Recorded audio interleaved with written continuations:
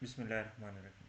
अच्छा, अभी तक हमने ये देखा है कि पेजिंग बेसिकली क्या है कि नॉन कॉन्टिगुअस मेमोरी एलोकेशन की टेक्निक है। और हमने ये देखा कि कॉन्टिगुअस मेमोरी एलोकेशन में हमारे पास डिसएडवांटेज क्या था कि हमने जो भी एड्रेस इंस्ट्रक्शन का उठाना था, सिंपल बेस रजिस्टर में उस इंस्ट्रक्शन का नंबर ऐड करते थे और वो एड्रेस हमारे पास आ जाता था। लेकिन नॉन कॉन्टिगुअस अगर मेमोरी एलोकेशन हम करेंगे तो उसके लिए अब हमें कोई ऐसा मैकेनिज्म चाहिए कि जिसकी वजह से हम ये जो एड्रेसेस हैं, जिस तरह P1 के कुछ एड्रेसेस यहाँ पे थे, कुछ एड्रेसेस यहाँ पे थे, तो हम इस इशू को रिजॉल्व कर सकें कि ताकि अगर हम P1 का कोई भी एड्रेस यहाँ से कॉल करना चाह रहे हैं तो अगर वो इस एरिया में एड्रेस है तो वो यहाँ पे आप आ जाएं, और अगर इस एरिया में ये एड्रेस है तो यहाँ पे आप आ जाएं। तो अब इस पर्पज़ के लिए आपको पेजिंग को थोड़ा समझना पड़ेगा। तो पेजिंग बड़ा इंपॉर्टेंट टॉपिक भी है। तो मैं आपके सामने पेजिंग के बारे में कुछ चीज़ें आपको बताता जाता हूँ। पेजिंग के अंदर जो टर्म्स यूज़ होंगी उसके अंदर एक होता है फ्रेम साइज, ठीक है। एक होता है इसके अंदर पेज साइज। बेसिकली जिस फिलासफर ने भी ये पेजिंग वाला कॉन्सेप्ट दिया, ये उसने आपकी रेगुलर जो आपकी बुक्स हैं, इन बुक्स को देख के किया है कि बुक्स के अंदर आप देखते हैं कि आपके कोई भी इंफॉर्मेशन लिखी है तो आप उसको पेजेस के अंदर डिवाइड कर रहे होते हैं कि इंफॉर्मेशन एक पेज से स्टार्ट हुई, फिर दूसरे पेज पे गई, तीसरे पे गई, और मे बी उसका कुछ पार्ट आप लास्ट पेज पे रख दें, कुछ पार्ट उसका इन बिटवीन हो, लेकिन आप उसको किसी न किसी जिस तरह इंडेक्स टेबल की मदद से आप उसको एक्सेस कर लेते हैं। सेम वही टेक्निक है जो यहाँ पे मेमोरी के अंदर यूज़ की गई है। तो पेजिंग के अंदर दो टर्म्स यूज हो रही हैं आपके सामने, एक है फ्रेम साइज, ठीक है, और दूसरी है आपके पास पेज साइज। फ्रेम साइज से क्या मुराद है? ये जो आपकी मेमोरी है, ये सारी इसकी फिजिकल एड्रेस स्पेस है, ठीक है, जो मतलब डिपेंड करता है कि मेमोरी का साइज क्या है, कि उसके मुताबिक फिजिकल एड्रेस स्पेस है। इस मेमोरी को आप इक्वल साइज के फ्रेम्स में डिवाइड कर देते हैं, ठीक है। ये मतलब जो भी आप इसका साइज रखना चाहें, आप उतने उतने साइज के इसमें फ्रेम बना देते हैं। लेट्स सपोज कर लें कि ये 2 KB के, तो ये जितने भी फ्रेम्स होंगे आपके पास, ये क्या है, 2 KB के साइज के फ्रेम्स बने हुए हैं,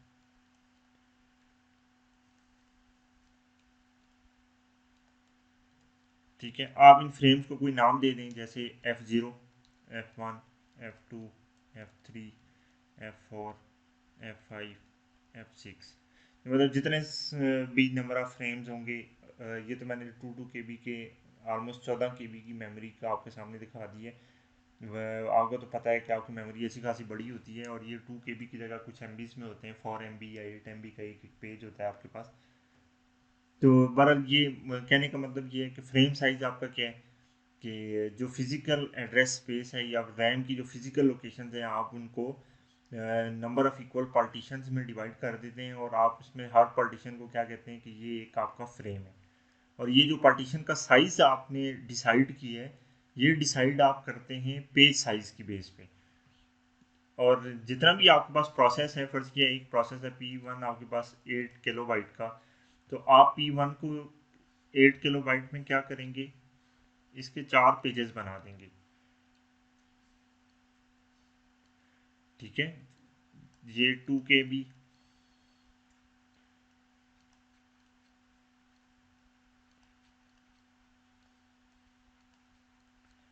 ये आपका हो गया पेज 0, ये पेज 1। पेज में लिख देता हूँ ताकि आपको कन्फ्यूजन ना हो, पेज 0, पेज 1, पेज 2, पेज 3। यानी ये जो प्रोसेस था आपका 8 KB का, आपने पेज साइज के मुताबिक क्या किया कि आपने कहा कि ये 4 पेजेस के ऊपर डिपेंड करता है ये प्रोसेस आपका। और इस पेज साइज की बेस पे ही आप एक्चुअली फ्रेम साइज को कर रहे होते हैं, सिलेक्ट कर रहे होते हैं। अगर आपने पेज साइज रख दिया 12 KB का, तो आपको फ्रेम साइज भी 12 KB का रखना पड़ेगा। तो अब यहाँ पे आप देखेंगे, अगर ये पेज 0 आपका उठा के इस F0 को एलोकेट करते हैं, तो इंटरनल फ्रेगमेंटेशन का इशू कोई भी नहीं होगा। और उसके बाद हम देखते हैं कि इसको हम कैसे कैसे एलोकेशन कर सकते हैं। सपोज करें कि ये वाली किसी और प्रोसेस ने एलोकेट की हुई है मेमोरी, ये वाली भी किसी ने एलोकेट की हुई है, ये वाली भी किसी ने एलोकेट की हुई है। अब देखिए आपके पास पे टोटल प्रोसेस का साइज कितना है, 8 KB, और आपके पास फ्री स्पेस कितनी है, 2, 4, 6 और 8 KB आपके पास फ्री स्पेस भी है। अब आपने क्या करना है कि इन पेजेस को उठा के इस फिजिकल एड्रेस स्पेस पे लेके आना है। तो आप क्या करते हैं कि आप कहते हैं कि जी पेज 0 यहाँ पे आ जाएगा, पेज 0 ऑफ प्रोसेस P1। यहाँ पे पेज 1 आपने यहाँ पे उठा के देन रखना है, पेज 2 आपने यहाँ पे रखना है, पेज 3 आपने यहाँ पे रखना है। तो अब आप देखें कि इंटरनल फ्रेगमेंटेशन का कोई इशू नहीं हुआ, आपका जो प्रोसेस था वो भी प्रॉपरली एलोकेट हो गया है।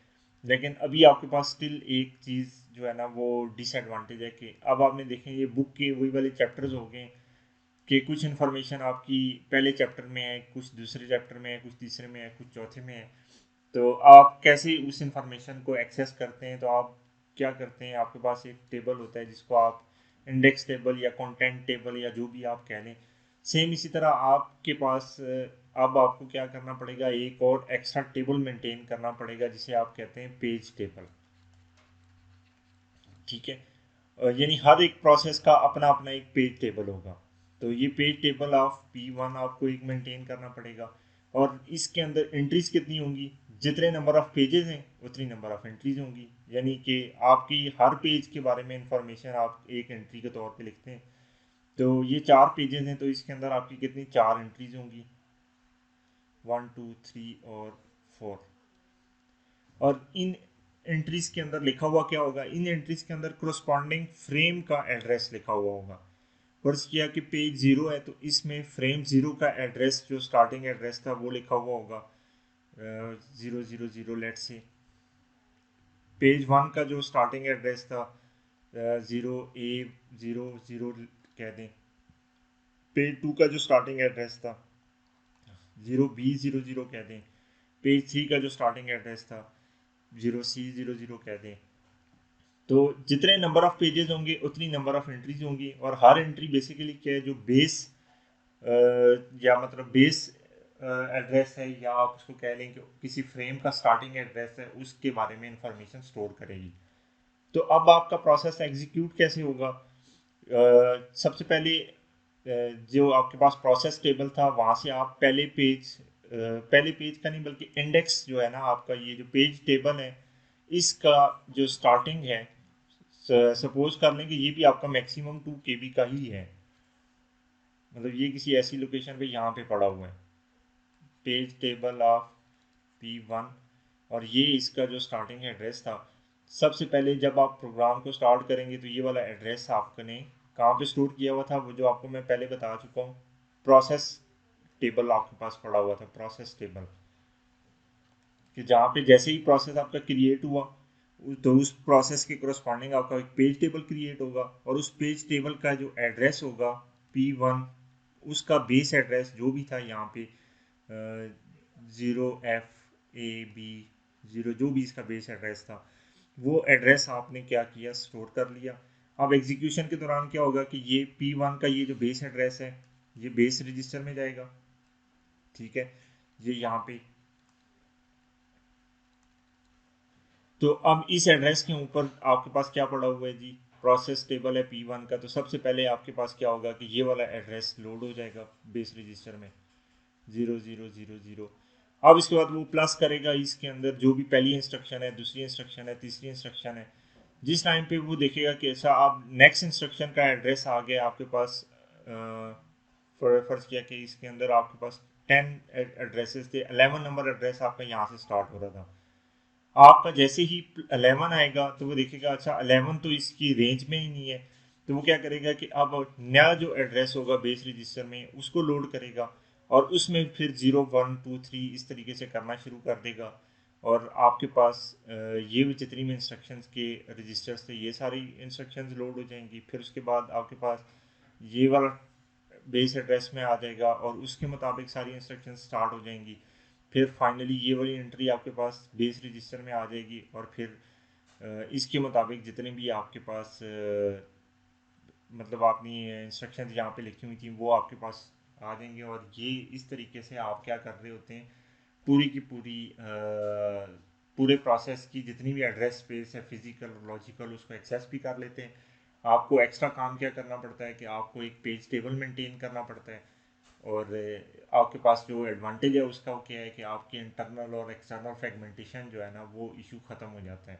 और ये जो आपका करंट ऑपरेटिंग सिस्टम जितने भी चल रहे हैं ये बेसिकली उसके अंदर ये पेजिंग की टेक्निक ही यूज़ की जा रही होती है।